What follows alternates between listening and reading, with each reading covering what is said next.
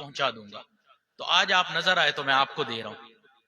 اس نے سوچا ایک ایک پیسہ جمع کرنے والا، اس کو ایک ہی دم اتنا پیسہ مل گیا، اس نے اپنے پاس رکھا نہیں، تو اس نے بٹوا چیک کیا، پیسے پورے، ڈاکومنٹس پورے، بڑا حیران ہوا۔ اس نے پوچھا مجھے سچ بتاؤ، تمہیں اتنے پیسے مل رہے تھے، تم رکھ لیتے تو مجھے تو پتہ بھی نہیں چل رہا تھا، مجھے کسی نے بتانا بھی نہیں تھا، معلوم بھی نہیں ہونا تھا، تمہارے پاس اتنا پیسہ آ جاتا، تم نے کیوں نہیں رکھا؟ اس نے کہا حقیقت یہ ہے کہ خیال آیا تھا مجھے کہ یہ میں اتنے پیسے رکھ لوں، ایک ایک پیسے کی خاطر در بدر مارا پھرتا ہوں، ایک ہی دم اتنے سینکڑوں روپیہ مجھے مل رہا ہے تو میری زندگی بن جائے گی۔ لیکن پھر مجھے ایک خیال آیا کہ قیامت کا دن ہوگا، آپ عیسائی ہیں، آپ عیسیٰ علیہ السلام کے پیچھے کھڑے ہوں گے، میں مسلمان ہوں، میں رسول اللہ صلی اللہ علیہ وسلم کے پیچھے کھڑا ہوں گا، اس وقت نامہ اعمال کھلیں گے، تو کہیں ایسا نہ ہو کہ آپ کے نبی عیسیٰ علیہ السلام میرے نبی کو یہ شکایت کریں کہ اے رسول اللہ صلی اللہ علیہ وسلم، آپ کے ایک امتی نے میرے امتی کے پیسوں کو چوری کر لیا تھا۔ میں نہیں چاہتا کہ میری وجہ سے رسول اللہ کو وہاں شرمندگی اٹھانی پڑے، یہ سوچ کر میں نے یہ بٹوا واپس کر دیا۔ اگر ہم مسلمان نہیں بن سکے تو ہم سے اچھا تو وہ فقیر ہی مسلمان بن گیا۔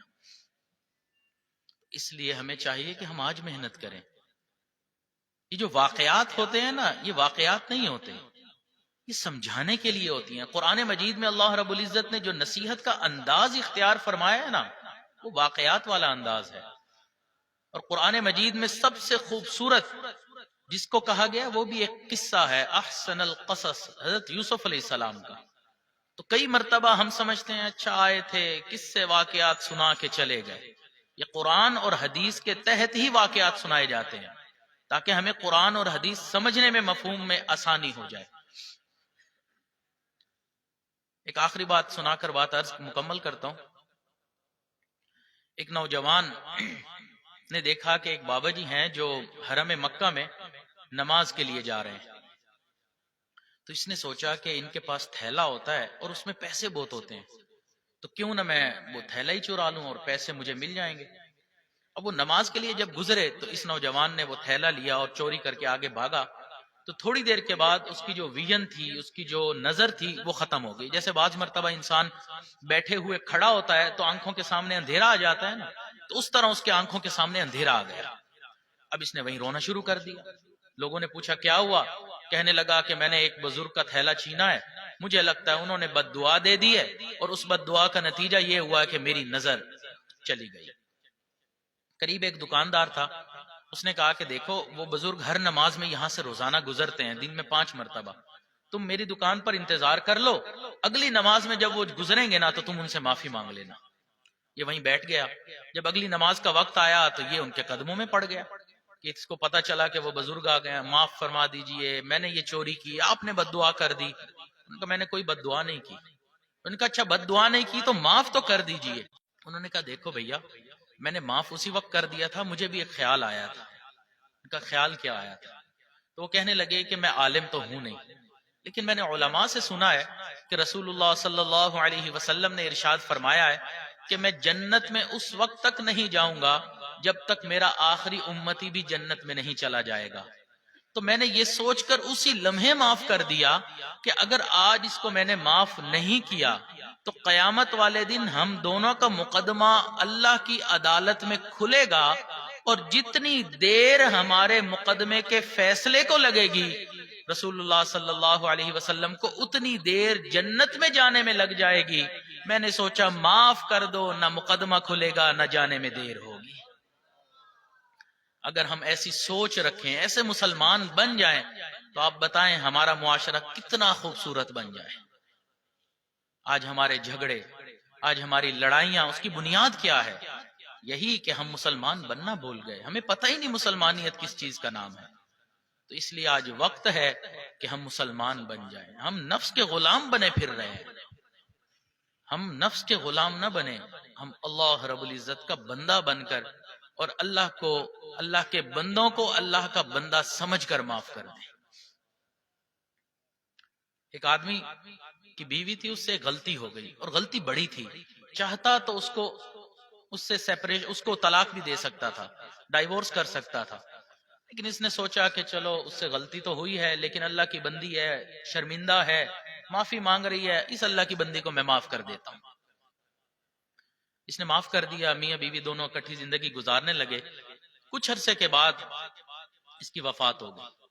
کسی نے خواب میں دیکھا، پوچھا آگے کیا بنا؟ اس نے کہا اللہ کے سامنے پیش ہوا تھا، اللہ نے کہا کہ فلاں موقع پر تو نے میری بندی کو اس وجہ سے معاف کر دیا کہ وہ میری بندی ہے، آج میں تجھے اس لیے معاف کرتا ہوں تو بھی میرا بندہ ہے۔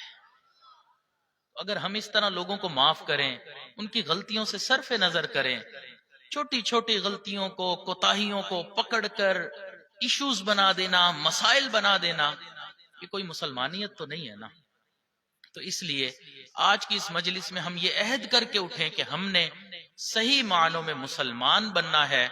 دعا ہے کہ اللہ تعالی ہمیں صحیح معنوں میں مسلمان بننے کی توفیق عطا فرمائے، اور ہم اللہ تعالیٰ سے یہی عرض کریں کہ یا رب تیرے محبوب کی شباہت لے کے آیا ہوں، حقیقت اس کو تو کر دے، میں صورت لے کے آیا ہوں۔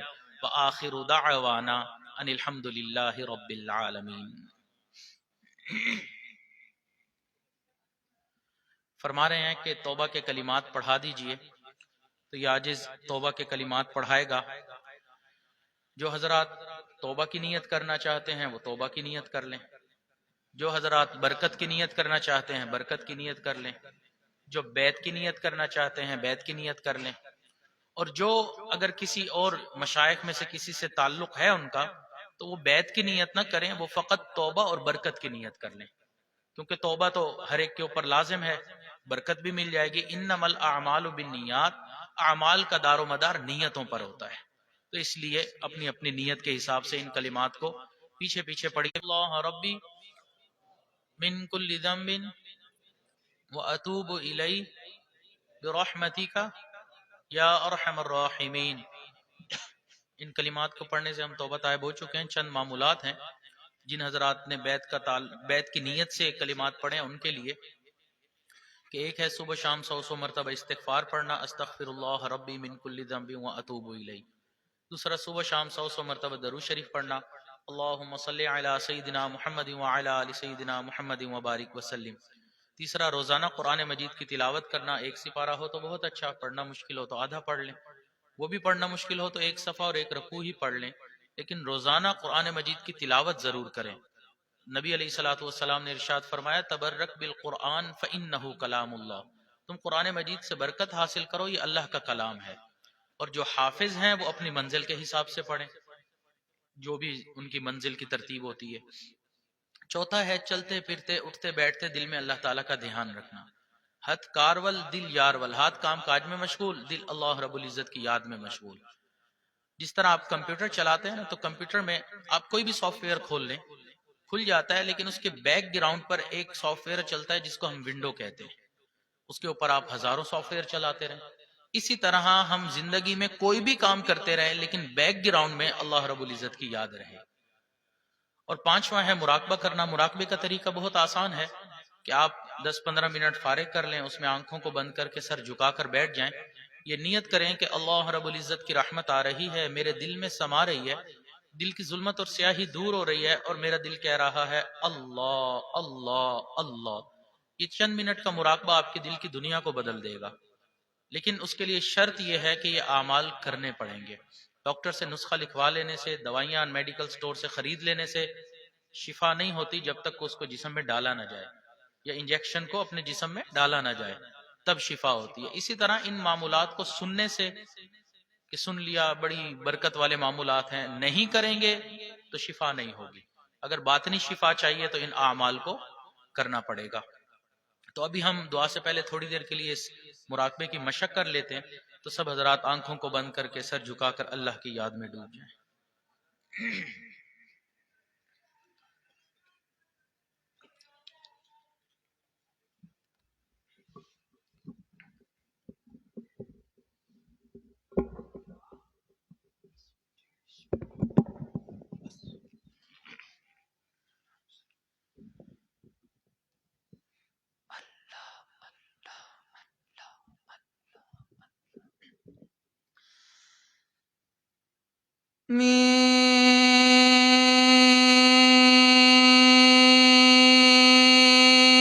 تیرے سامنے جھک رہا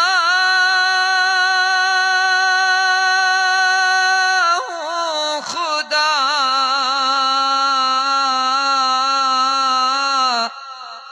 میں تیرے سامنے جھک رہا ہوں خدا، میرا کوئی نہیں اللہ تیرے سوا، میں تیرے سامنے میں گنہگار ہوں، میں سیاکار ہوں،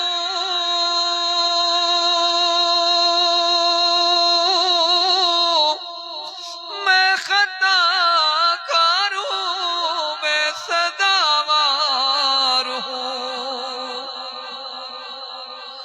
میں گنہگار ہوں، میں سیاکار ہوں، میں خطا کار ہوں، میں سزاوار ہوں، میرے سجدوں میں تیری، میرے سجدوں میں تیری حمد و ثنا،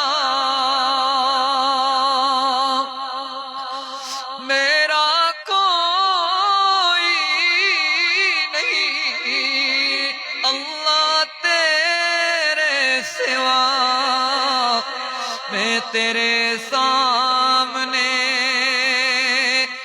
جھک رہا ہوں خدا، میرا کوئی نہیں اللہ تیرے سوا، میں تیرے سامنے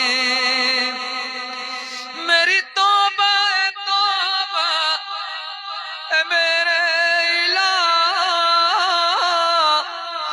مجھ گنہگار کو تو نے دینا سزا،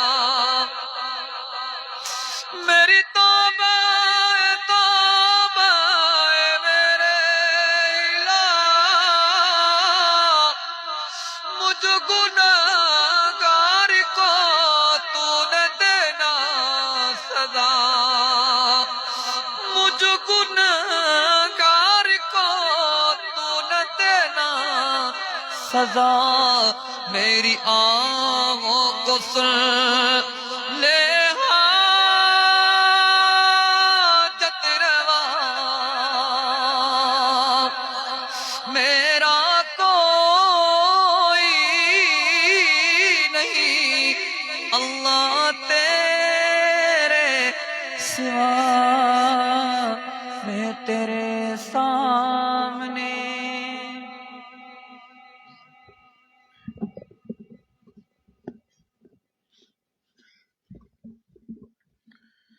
لا الہ الا اللہ محمد رسول اللہ. دعا کر لیجئے. سبحان ربی الاعلی الوہاب. اللہم صلی علی سیدنا محمد وعلی آل سیدنا محمد وبارک وسلم. ربنا آتنا فی الدنیا حسنة وفی الآخرة حسنة وقنا عذاب النار. ربنا لا تزغ قلوبنا بعد إذ هديتنا وهب لنا من لدنك رحمة إنك أنت الوهاب. اے اللہ ہم عاجز و مسکین بندے آپ کے در پہ حاضر ہیں. اللہ ہماری حاضری کو قبول فرما. اللہ ہماری خطاؤں سے درگزر فرما. ہمارے عیبوں کی پردہ پوشی فرما. اللہ ہم دن میں جو گناہ کیے معاف فرما، جو راتوں میں کیے معاف فرما، جو محفلوں میں کیے معاف فرما. اللہ جو گناہ تنہائیوں میں کیے معاف فرما. اللہ جو گناہ ہمیں یاد ہیں وہ بھی معاف فرما. جو گناہ کر کے بھول چکے ہیں وہ بھی معاف فرما. اللہ ہمارے تمام صغیرہ کبیرہ گناہوں کو اپنی رحمت سے نیکیوں میں تبدیل فرما. اللہ کبھی بھی اپنے در سے دور نہ فرما، کبھی بھی خالی ہاتھ نہ لوٹا. اللہ ہم آپ سے دور نہیں ہونا چاہتے. شیطان بدبخت پیچھے لگا ہوا ہے، نفس امارہ بن چکا ہے. اللہ ان دشمنوں کے مقابلے میں ہماری مدد فرما دیجئے۔ اللہ ہم ایک قدم آپ کی طرف اٹھاتے ہیں، شیطان گناہوں کے ذریعے کئی قدم پیچھے دھکیل دیتا ہے۔ اللہ اس دشمن سے مقابلہ کرنا ہمارے لیے مشکل ہے، اللہ آپ ہماری مدد فرما دیجئے۔ پیارے اللہ، ہم نے دنیا میں دیکھا ہے جب کمزور کا مقابلہ کسی قوی سے ہو جائے تو وہ اپنی مدد کے لیے اس سے بھی زیادہ قوی کو پکارتا ہے۔ اللہ ہم کمزور ہیں، شیطان قوی ہے، اللہ آپ سب سے زیادہ قوی ہیں، اللہ اس کے مقابلے میں ہماری مدد فرما دیجئے۔ پیارے اللہ، کرم والے فیصلے فرما دیجئے۔ اللہ ہمیں اپنے در سے نہ دھتکاریے، اللہ ہمیں اپنے در سے دور نہ کیجئے۔ اللہ دنیا پہچانتی آپ کے نام سے ہے، اللہ ہم مسجد والے، مدرسے والے لوگ، اللہ اگر آپ نے بھی ہمیں قبول نہ کیا، اللہ کہاں جائیں گے، کس کے پاس جائیں گے؟ اللہ ہمارا تو آپ کے سوا کوئی حاجت روا بھی نہیں، آپ کے سوا کوئی پروردگار بھی نہیں۔ قسم اٹھا کر کہتے ہیں اللہ گزار دی، وہاں سے آپ نے اٹھا کر اس کو جہنم میں ڈال دیا، اللہ اس کے اوپر تو حسرت ہی ہے۔ پیارے اللہ معاف کر دیجئے، پیارے اللہ معاف کر دیجئے۔ اللہ رات کے اس وقت میں دنیا کے بادشاہوں نے بھی اپنے دروازے بند کر لیے، آپ کا دروازہ اب بھی کھلا ہے۔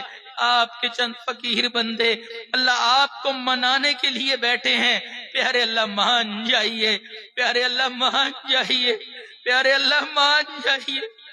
اللہ ہم نے دنیا میں دیکھا ہے اچھے لوگ بروں کے ساتھ بھی اچھائی والا معاملہ کرتے ہیں، اللہ ہم برے آپ اچھے، اللہ ہمارے ساتھ اچھائی والا معاملہ کر دیجئے۔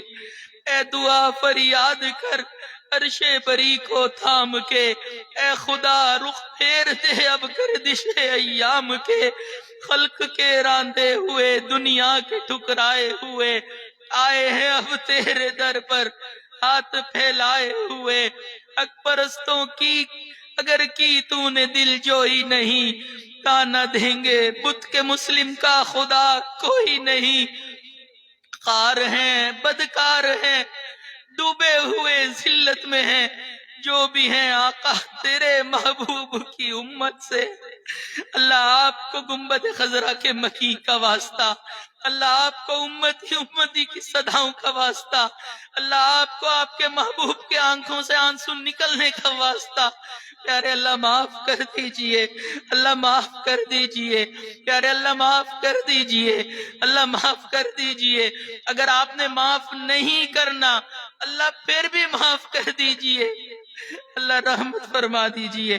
اللہ مجمع میں نوجوان بھی معافیاں مانگ رہے ہیں، بوڑھے بھی معافیاں مانگ رہے ہیں، علماء طلباء بھی معافیاں مانگ رہے ہیں، صلحاء و مشائخ بھی معافیاں مانگ رہے ہیں، اللہ وہیں پر یہ فقیر بندہ بھی معافی مانگتا ہے، اللہ معاف کر دیجئے، پیارے اللہ معاف کر دیجئے۔ اللہ رحمتوں والا معاملہ فرما، اٹھنے سے پہلے اعلان فرما دیجئے میرے بندوں میں تم سے راضی ہو گیا۔ اللہ ایک مرتبہ محبت کی نظر سے دیکھ لیجئے، اللہ ایک مرتبہ محبت کی نظر سے دیکھ لیجئے۔ اللہ یہ دعا مانگتے ہوئے ڈر بھی لگتا ہے آپ کی طرف سے آواز نہ آ جائے، محبت کی نظر میں بلال پہ ڈالتا تھا، محبت کی نظر میں سمیہ پہ ڈالتا تھا، تم اپنے اعمال دیکھو، تم میری محبت کے قابل نہیں۔ اللہ واقعی اگر ہمارے اعمال دیکھے جائیں ہم تو رحمت اور محبت کے قابل ہی نہیں، لیکن اللہ آپ کی رحمت ہمارے گناہوں سے زیادہ وسیع ہے۔ ماں کو طلباء کو بہترین اجر اور بدلہ نصیب فرما۔ اے اللہ آپ صلی اللہ علیہ وسلم جتنے انبیاء اور نیک لوگ آئے انہوں نے جو خیریں مانگی وہ سب خیریں ہمیں بھی عطا فرما، جن شرور سے پناہ مانگی ہمیں بھی پناہ عطا فرما۔ اللہ ہم نے جو مانگا عطا فرما، جو مانگنا چاہیے تھا نہیں مانگ سکے آپ جانتے ہیں، اللہ ہمیں وہ بھی عطا فرما۔ ہماری ان دعاؤں کو اپنی رحمت سے قبول فرما۔ ربنا تقبل منا انك انت السميع العليم وتب علينا انك انت التواب الرحيم وصلى الله تعالى على خير خلقه سيدنا محمد وعلى آله واصحابه اجمعين برحمتك يا ارحم الراحمين۔